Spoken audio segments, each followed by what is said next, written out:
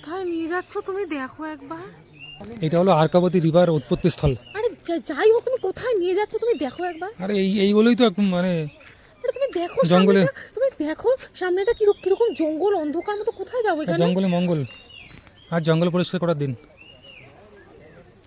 Continue করো। কুকুরটা আসছে না পেছনে? এই পাখি যখন যাচ্ছে যখন না পাখি সারা দিচ্ছে তো হচ্ছে। ও বাবা, চলতে থাকো।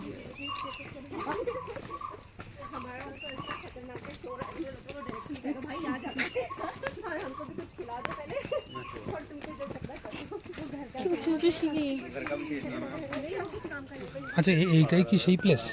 কি প্লেস? এটাই হলো তোমার রিভার অরিজিন। এটাই হলো আরকাবতী রিভারের উৎপত্তি স্থল। এখন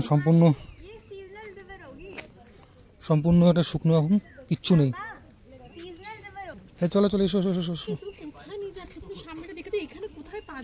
আরে পা দাও, কিচ্ছু হবে না। পা দিলে ঢুকে যাবে নাকি? আমার তো ভয় লাগছে। কিচ্ছু হবে না। তুমি সামনেটা দেখাও সবাইকে, কোথায় নিয়ে যাচ্ছ নিচটা একবার দেখাও। ভয় লাগছে না দেখে? দেখো একবার কোথায় নিয়ে যাচ্ছ। আচ্ছা এইখানে নদীর উৎপত্তি স্থল মানে এখানে নাকি নিচে নামবে? যাক, জীবনে প্রথমবার একটা নদীর উৎপত্তি স্থল দেখলাম।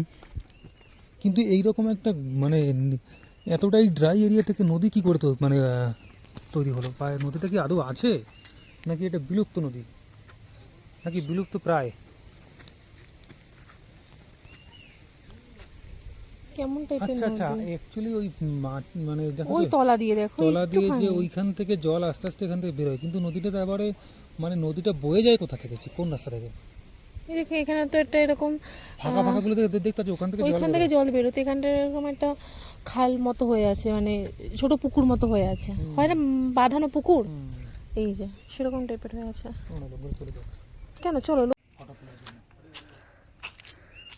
দারুণ লাগছে, চলো।